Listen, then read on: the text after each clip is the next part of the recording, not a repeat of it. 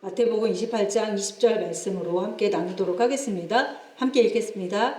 내가 너희에게 분부한 모든 것을 가르쳐 지키게 하라.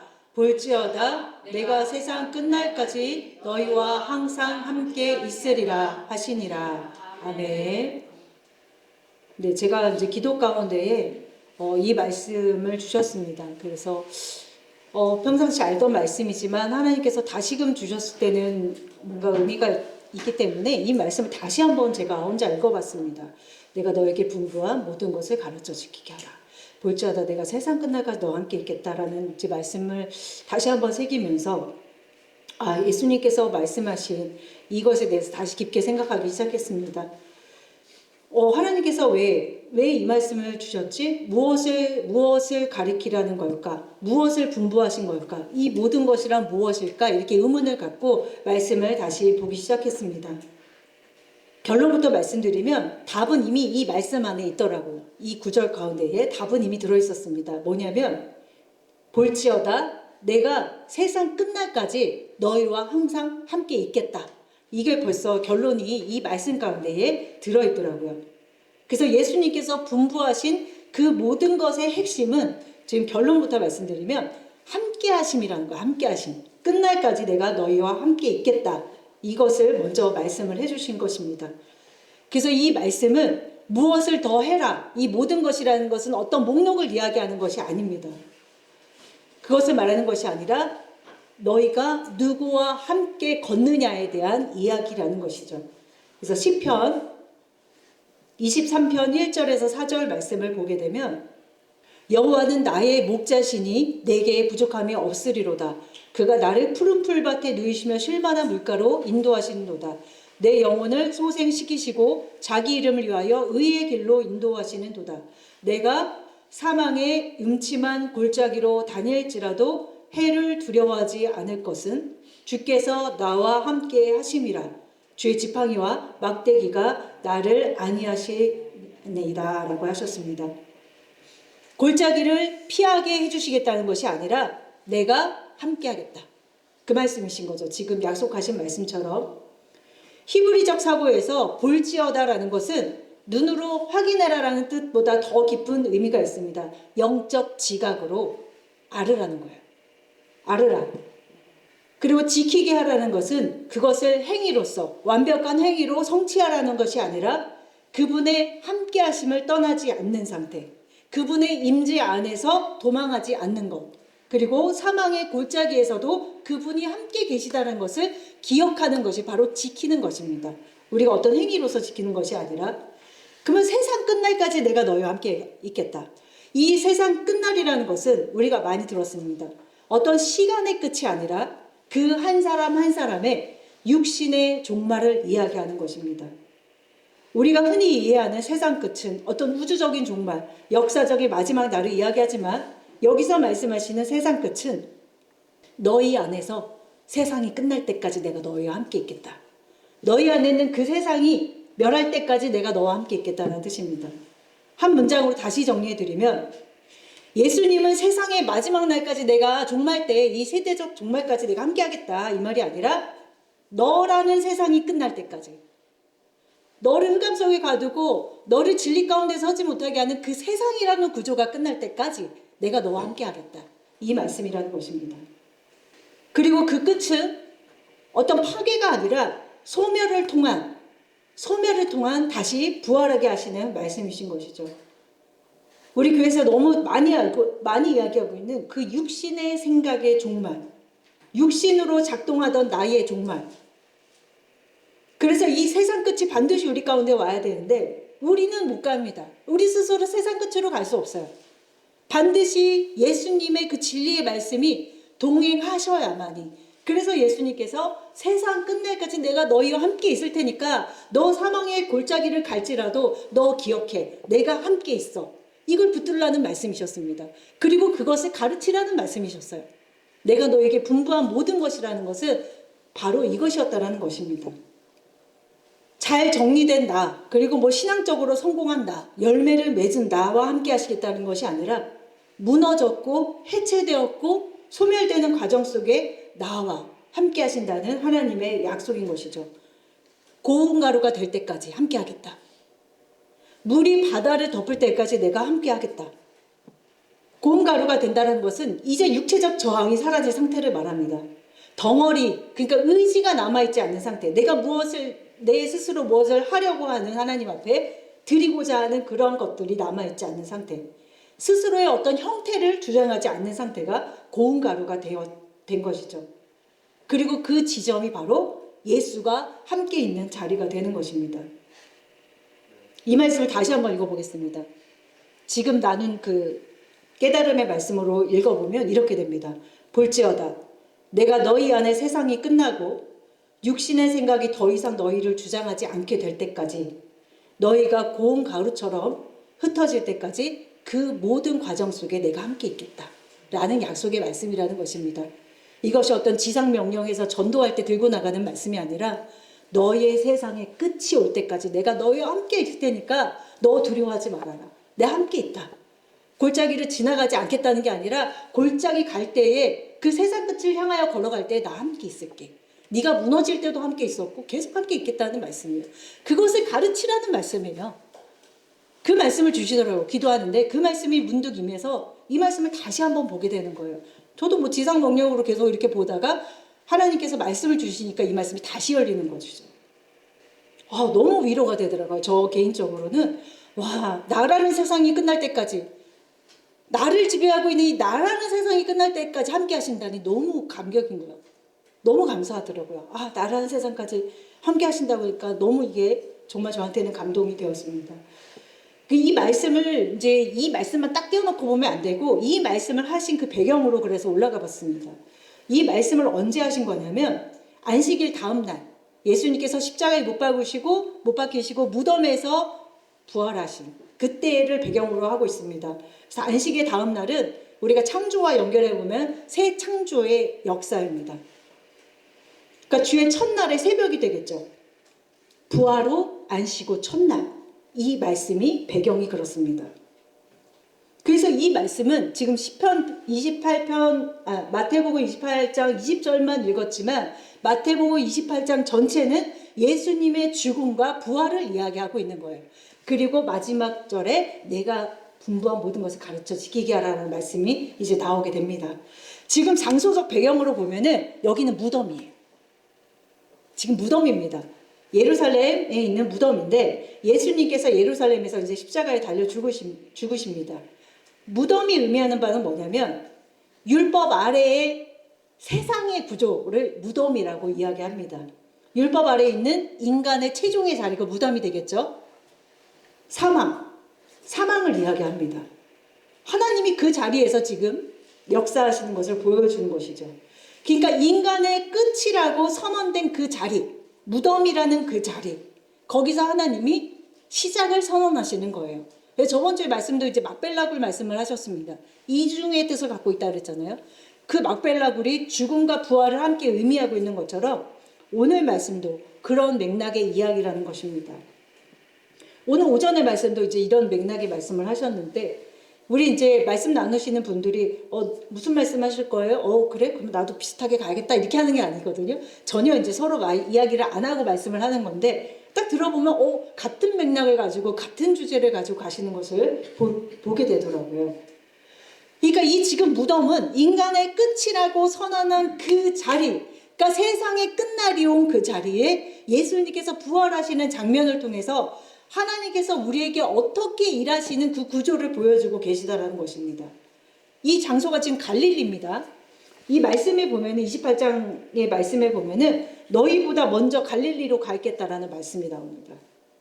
이에 예수께서 이르시되 무서워하지 말라. 가서 내 형제들에게 갈릴리로 가라. 거기서 나를 보리라. 어디서 예수님을 보게 되냐면 갈릴리라는 지경에서 예수님을 보게 됩니다. 갈릴리가 상징하는 의미가 있습니다. 갈릴리는요, 예루살렘으로 보면 종교의 중심이었고 율법과 성전이 있는 곳입니다. 그리고 갈릴리는 이방 문화가 섞인 땅이었어요. 무시받았습니다. 흑암의 자리였어요. 근데 제자들이 거기서 이제 부름을 받죠. 그러니까 마태복음 28장 전체가 이야기하고 있는 것은 사망으로 끝난 그 끝날의 역사 위에 그 부활하신 예수가 서서 그 사망을 이기시고 무덤에서 나온 그 예수님이 이제 새 창조의 백성을 부르시는 그 언약의 그림을 담고 있다는 것입니다. 그 28장 전체가. 28장 1절에 가보면요. 안식일이 다 지나고 안식구 첫날이 되려는 새벽에 막달라 마리아와 다른 마리아가 무덤을 보려고 갑니다. 이 여자들이 예수님의 부활의 그 무덤의 첫 주인공들이에요. 그러니까 이분들은 십자가 아래에서 끝까지 남아있었던 자들이었고 그 장례가 끝난 후에도 여전히 끝나지 않았다라고 붙들던 자였습니다. 근데 제자들은 다 흩어지고 숨었어요. 두려워서. 근데 이 여자들이 그 죽음의 자리, 무덤으로 가는 것입니다. 그러니까 부활이라는 것은 지금 부활을 처음으로 본 사람들이 여자들이란 말이에요. 부활은 어떤 믿음 좋은 사람들이 먼저 보는 게 아니라 그 죽음의 자리를 끝까지 외면하지 않고 믿음으로써 다시 한번 확인하는 그 자들이 바로 봤다라는 것입니다. 그럼 그 여자들은 누구인가? 여자들은 뭐냐면 교회의 예표가 됩니다. 이 여자들이 상징하는 것은 교회의 예표가 됩니다. 깨어있는 교회. 그리고 십자가를 끝까지 떠나지 않는 교회. 그리고 무덤을 다시 찾는 교회가 되는 것입니다. 이 여자들이 보여준 것이 바로 그 모습을 갖고 있다는 것이죠. 그런 교회가 예수님의 부활을 가장 먼저 경험하게 돼 있다는 것입니다. 성경에서 여자는 교회의 원형입니다. 어떤 권세나 자격이나 뭐 이런 것이 주어져 있지 않는 자들이죠. 근데 이들은 십자가와 무덤의 자리를 떠나지 않았고 가장 먼저 부활에 참여한 자가 된다는 것이죠. 이 마지막 때에도 예수님의 부활을 가장 먼저 경험하는 교회는 어떤 교회냐면 그 무덤의 자리에 머무르는 교회예요. 무덤을 외면하지 아니하고 예수님의 십자가를 무섭다고 도망가는 교회가 아니라 예수님의 십자가를 받아들이고 예수님의 그 무덤 앞에 있는 자들이 바로 부활을 경험하는 자들이라는 것입니다. 그 교회가 마지막 때에 그런 이 여자들과 같은 그 교회가 된다는 것이죠. 무덤이 무엇입니까? 끝났습니다. 무덤은 끝난 것이고 봉인된 것이고 이제 되돌릴 수 없습니다. 더 이상 무덤에서는 기대할 것이 없습니다. 그런데 하나님이 이곳에서 말씀하신 것입니다. 인간이 이제는 끝입니다. 이제는 희망도 없고 다 끝났습니다라고 말한 그 선언의 자리에서 하나님이 다시 시작하시는 거예요. 그 무덤의 자리에서 부활을 시작하시는 것입니다. 지금 오늘 읽은 본문의 말씀에 보면은 이 모든 것을 가르쳐 지키게라 했는데 이 모든 것을 어떤 윤리나 목록으로 이제 읽어버리면 이것이 굉장히 이제 가벼운 말씀이 됩니다. 이것도 지키고 여기 너희에게 분부한 모든 것 뭐 있지? 전도하기 세신자 하기 목록으로 이제 만들어버리면 이게 이제 굉장히 가벼운 말씀이 됩니다. 이 모든 것은 온전한 것을 뜻합니다. 목록을 이야기하는 것이 아니라 예수님의 온전한 것이 바로 모든 것입니다.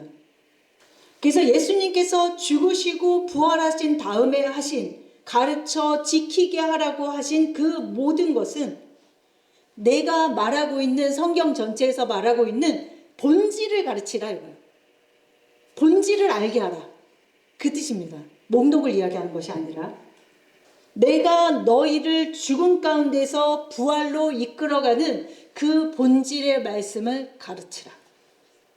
이것이 새해 첫 해에 저에게 주신 개인적인 말씀이라는 것입니다. 다른 분들도 이제 말씀을 받으셨겠지만 저에게는 이 말씀을 주신 것입니다. 이 본질을 가르쳐 지키게 하라. 그럼 무엇을 가르치라는 것입니까? 먼저는 죽음입니다. 로마서 6장 6절 말씀 보겠습니다. 우리가 알거니와 우리의 옛사람이 예수와 함께 십자가에 못 박힌 것은 죄의 몸이 죽어 다시는 우리가 죄에게 종노릇하지 아니하려 함이니. 바로 이겁니다. 이는 죽은 자가 죄에서 벗어나 의롭다 하심을 얻었습니다. 만일 우리가 그리스도와 함께 죽었으면 또 그와 함께 살 줄을 믿노니. 이거 가르치라는 거예요. 우리의 옛사람은 반드시 세상 끝으로 가야 돼요. 세상 끝날을 향해서 갈 것인데 예수가 함께 가시겠다라는 거예요. 왜? 너희가 이제는 죄에서 더 이상 종노릇하지 않으려면 세상 끝으로 반드시 가야 돼. 거긴 환난도 있고 어둠 가운데 있고 굉장히 힘들 거야. 그런데 내가 먼저 죽었고 부활했어. 그럼 내가 너희와 함께 있을 거야. 이 말씀을 하시는 것이죠. 그리고 거기서 끝나는 것이 아니라 우리가 그리스도와 함께 죽었으면 어떻게 하신다고요? 다시 살게 하신다라는 거예요. 이 약속을 다시 한번 쥐고 계신다는 것입니다. 복음이라는 것은요, 작년에 2025년보다는 2026년도에는 더 나은 내가 돼야겠다가 복음이 아닙니다. 복음은요, 나를 좀 더 낫게 만드는 믿음 생활을 이야기하는 것이 아니라, 나를 고쳐서 더 나은 내가 되는 것이 아니라, 나를 끝내는 것이 복음입니다. 나라는 존재를 끝내는 게 복음이에요. 작년보다 헌금을 더 많이 해갖고 내가 저기 해야겠다, 내가 더 많이 해야겠다, 이게 아니고, 나를 고쳐서 더 나은 나를 만드는 게 복음이 아니고 예수 그리스도 안에서 나를 끝내는 것이 복음이라는 것입니다. 그래서 십자가는 먼저는 사망 선고입니다. 먼저는 끝나러 가야 됩니다. 그거 없이 부활을 경험할 수 없습니다. 무덤을 반드시 통과해야 부활이 있는 것입니다. 근데 많은 교회가 뭐만 얘기하냐면 부활만 얘기해요. 왜? 죽음 싫거든요. 누가 죽음의 이야기를 좋아하겠습니까? 그런데 예수님께서 가르치라고 하십니다. 그 모든 것을. 부활은 죽음을 피한 자에게 보여지는 것이 아니라 죽음의 자리를 끝까지 외면하지 않는 자들에게 열렸다는 것을 다시 한번 말씀드립니다. 교회에서 가르치는 것은 많아 보이지만 본질은 하나입니다. 예수와 죽고 예수와 사는 것입니다. 그렇다면 죽음이 끝입니까? 죽음이 끝이면 너무 허망하잖아요. 죽음에 머무르게 하시면 안 되죠. 반드시 부활로 나아가야 됩니다. 우리가 언제까지 이 죽음의 자리에 계속 앉아있는 게 아니에요. 반드시 부활로 나아가게 되어 있습니다. 누가 부활에 참여한다고요? 바로 세상 끝에 거한 자들이 반드시 부활로 나아가게 되어 있다는 것입니다. 그게 약속이에요. 언제 나아가냐 그럼? 요한복음 5장 25절 읽겠습니다. 진실로 진실로 너희에게 이르노니 죽은 자들이 하나님의 아들의 음성을 들을 때가 오나니 곧 이때라. 듣는 자는 살아나리라. 아멘. 육체적으로 진짜 죽은 자들이 예수님 재림하신 다음에 성자야 이렇게 가서 일어나는 게 아니라 먼저는 예수 그리스도 안에서 죽음을 당한 자들이, 즉 세상의 끝을 맞이한 자들을 여기 죽은 자라고 하는 거예요. 그 자들이 하나님의 음성을 듣게 된다는 거예요. 그 자들이. 그러면 그때 어떻게 된다고요? 부활의 영으로서 다시 살아나게 된다는 것입니다. 이제는 내 안에 있는 세상의 끝을 맞이하고 이제는 나를 힘들게 했던 그 모든 것이 끝을 내고 죽었다는 거예요. 사망 선고예요.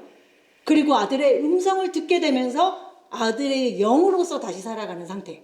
예전엔 내가 육으로 예배를 드렸지만 이제는 영과 진리로 예배할 수 있는 수준의 부활의 영이 됐다라는 이야기입니다. 우리가 반드시 그렇게 나아간다는 것을 약속하고 계신 거예요. 근데 우리가 연약하기 때문에 중간에 넘어질 수도 있고 힘들고 너무 흑암 속에 있기 때문에 예수님께서 이 새해에 이걸 꼭 얘기해 달라고 하는 거예요.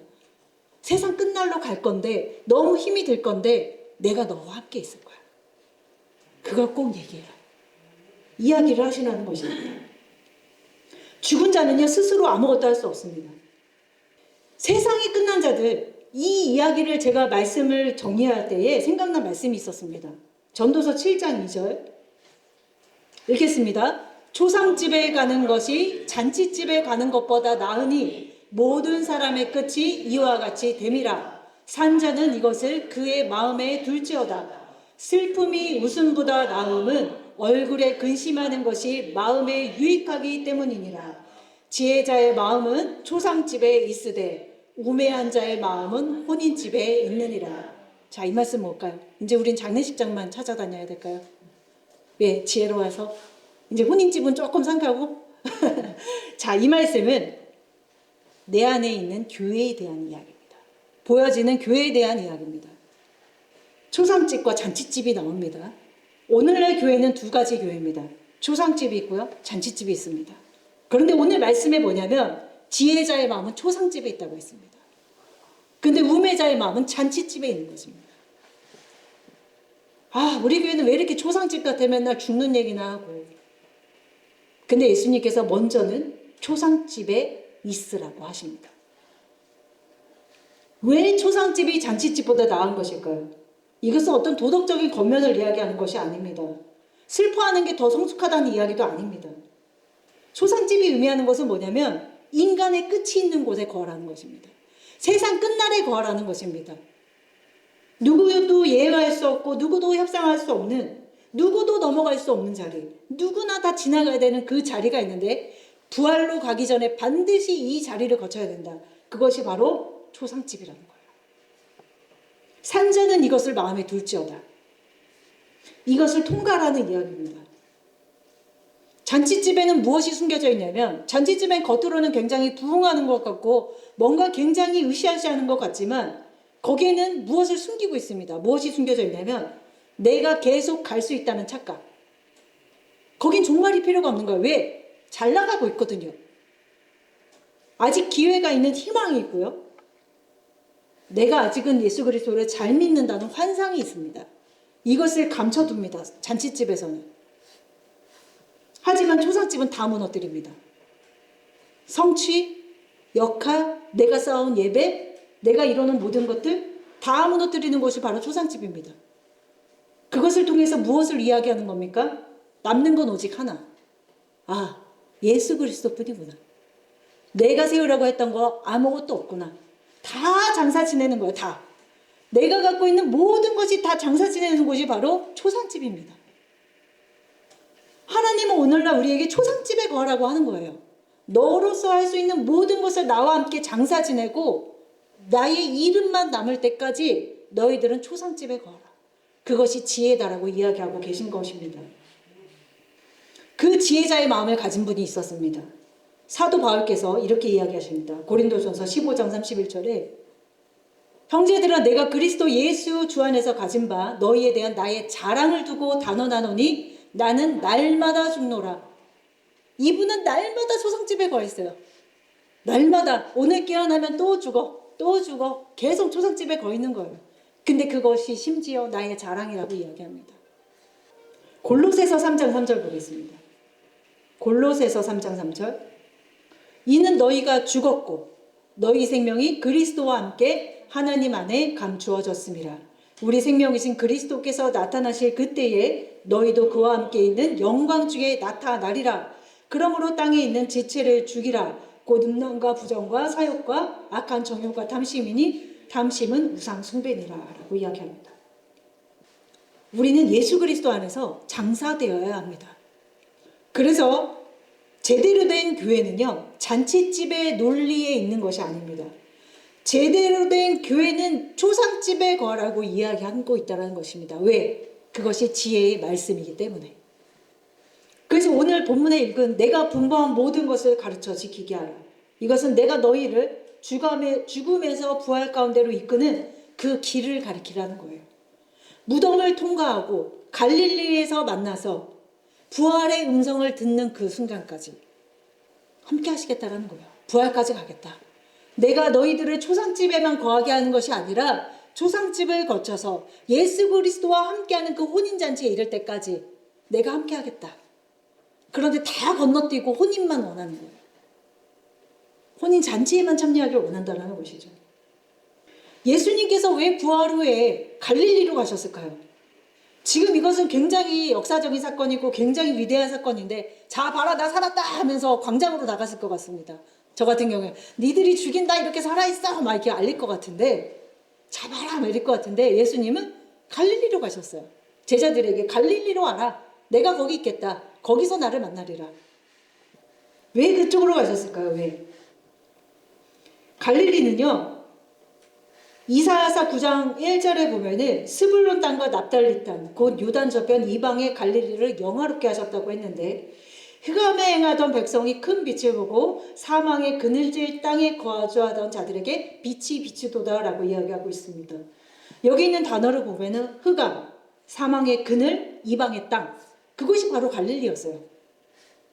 갈릴리는 하나님의 나라의 중심에서 밀려난 자리였고 사람들이 천대시 여기는 자리였습니다. 기대라는 것이 없던 자리였어요. 근데 예수님께서 부활 후에 그 영광의 자리에서 막 이렇게 나타나신 것이 아니라 갈릴리에서 나를 만나게 될 거야 라고 이야기하시는 것입니다. 영적으로 말하면 아무도 기대하지 않는 그 자리에 내가 있을 거야 라고 이야기하시는 것이죠. 예수님의 사역은 거의 갈릴리에서 이루어집니다. 공생애도 갈릴리, 제자를 부르시는 것도 갈릴리, 병자들 막 고치시고 하신 것도 그 예루살렘 다 그 갈릴리 지역이죠. 그리고 부활 후에 첫 공식 모여라 한 것도 바로 갈릴리입니다. 그러니까 예수님께서는 갈릴리라는 지역에서 시작하시고 갈릴리를 중점으로 계속 일하고 계시는 것을 볼 수 있습니다. 왜냐하면 예수님의 사역은 그 흑암의 자리, 어둠의 자리, 너희들이 끝났다라고 내린 그 자리에서 시작되기 때문입니다. 어떤 유명하고 막 으쌰으쌰한 자리가 아니라 아무도 쳐다보지 않는 그 자리에 계시다라는 것입니다. 갈릴리는 오늘 이야기한 초상집과도 연결이 되는 것입니다. 초상집에는 오직 끝났다라는 사실만 있어요. 이제 다 끝났다. 그것이 바로 갈릴리였어요. 아무도 기대하지 않는 종교적인 영향력도 없고 뭐 정치적 힘도 없고 자랑할 뭐 역사도 없어 아무것도 없는 그 자리.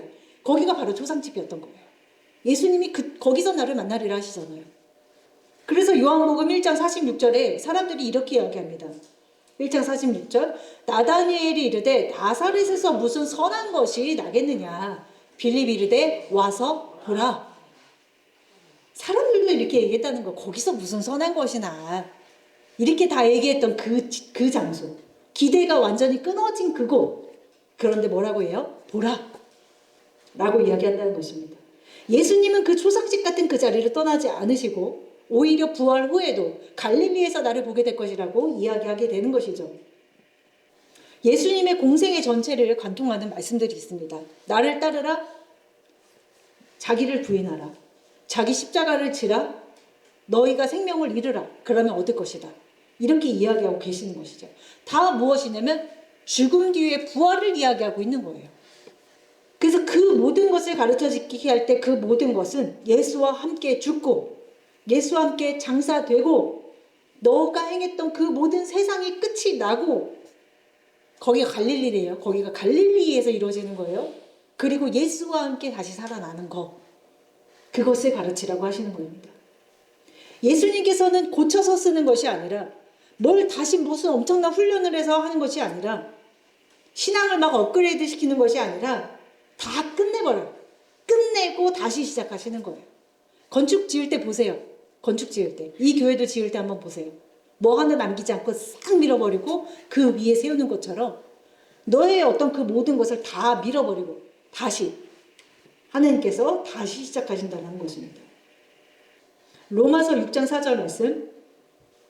그러므로 우리가 그의 죽으심과 합하여 세례를 받음으로 그와 함께 장사되었나니 이는 아버지의 영광으로 말미암아 그리스도를 죽은 자 가운데서 살리심과 같이 우리로 또한 새 생명 가운데서 행하게 하려 하심이라. 아멘. 이 말씀 뒤로 뒤집어 보세요. 너희가 새 생명 얻기를 원하니 그러면 그리스도와 함께 먼저는 장사돼야 돼. 이렇게 읽혀지는 거예요. 뒤로 이렇게 가면. 그게 세상 끝날. 근데 내가 너와 함께 하겠다. 장사된다는 것은 끝이 아니라 바로 새 생명을 얻기 위한 단계라는 것입니다. 나는 날마다 죽노라라고 말했던 그 말은 매일 죄책감에 시달리라는 말씀이 아닙니다. 매일매일 구원의 확신이 없어서 그것을 흔들리는 것 때문에 붙잡으라는 말도 아닙니다. 그 말은 뭐냐면 매일 다시 살아있는 방식으로 돌아가려는 나를 하나님 앞에 드리는 말씀이에요. 인정받고 싶고 뭔가 설명하고 싶고 증명하고 싶고 뭔가 통제하고 싶은 나를 예수 그리스도 앞에 장사 지내는 거예요. 그래서 죽음은 고통처럼 보이지만 사실은 자유입니다. 죽음은 무섭게 들리고 슬프게 들리지만 복음 안에서 말하는 죽음은 다른 것입니다. 요한복음 12장 25절에 보면 자기 생명을 사랑하는 자는 잃을 것이요 이 세상에서 자기 생명을 미워하는 자는 영생하도록 보존하리라 라고 이야기합니다. 죽음은 잃어버리는 것이 아니라 붙잡고 있던 것을 놓는 거예요. 그래서 오늘 말씀의 정리는 그 왜 하나님께서 이 첫 새해에 저에게 이 말씀을 주셨을까? 이 모든 것을 가르쳐 지키게 하라. 근데 그 모든 것이 바로 너희들이 초상집에 거하는 것. 그 초상집을 거쳐야 영광의 자리인 잔치집으로 들어가게 되는 것. 그리고 그 죽음과 세상 끝으로 향할 때에 내가 너희와 함께 있겠다는 것. 그거를 붙들라고 말씀하신 것입니다. 그리고 저번에 이제 우리가 이렇게 중요한 자리를 가졌습니다. 그래서 속에 있는 말씀들 정말 어렵지만 그렇게 꺼내주신 정말 귀한 시간이 있었는데요. 그런 이제 질문도 주셔서 제가 집에서 고민을 해봤습니다. 우리 이제 안강미 지사님께서 그런 질문도 주셨습니다. 예수님께서 우리의 죄를 다 사셨는데 왜 우리가 맨날 죄인임을 고백해야 되느냐? 이거에 대한 이제 물음을 주셨는데 사실 우리가 그런 고민 많이 할 수 있습니다. 아니 예수님께서 다 하셨다 그랬는데 우리가 왜 맨날 죄인처럼 그렇게 기도해야 되고 왜 그래야 되는 겁니까? 그러니까 뭐냐면 예수님께서 죄를 사하셨다는 것은 그 죄의 문서, 율법의 효력을 십자가에서 끝낸 것을 이야기하는 거예요. 그러니까 행위로서 구원에 이르려는 그 사망의 문서를 갖다가 예수님께서 태우신 것이 바로 죄사함이라는 것입니다. 그럼 막 죄를 지어도 될까요? 아니죠.